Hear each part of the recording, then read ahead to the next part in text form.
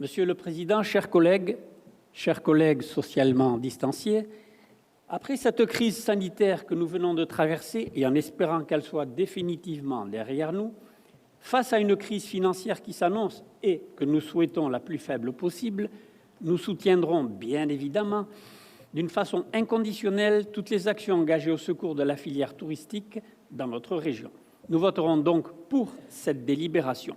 Cependant, si ce dispositif est intéressant, nous craignons que cela ne suffise pas à sauver nos entreprises si durement impactées par cette crise sanitaire. Nos entreprises ont besoin de trésorerie et elles en ont besoin tout de suite.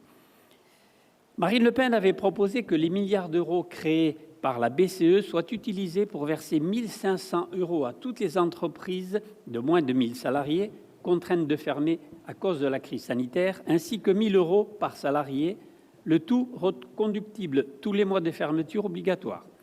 Cela aurait permis à nos TPE et PME de conserver de la trésorerie en attendant de pouvoir rouvrir.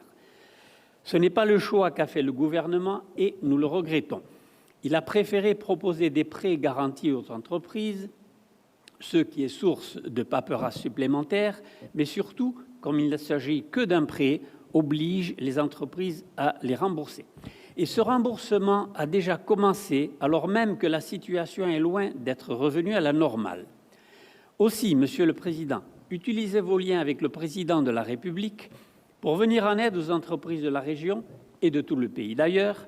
Demandez-lui le report d'1 an du remboursement de ce prêt, demandez-lui d'annuler les charges sociales et fiscales des entreprises de la filière touristique qui ont réalisé moins de 70% de leur chiffre d'affaires habituel et de les exempter de la CFE, de la cotisation foncière des entreprises, pour une durée de 6 mois, voire pour l'année complète.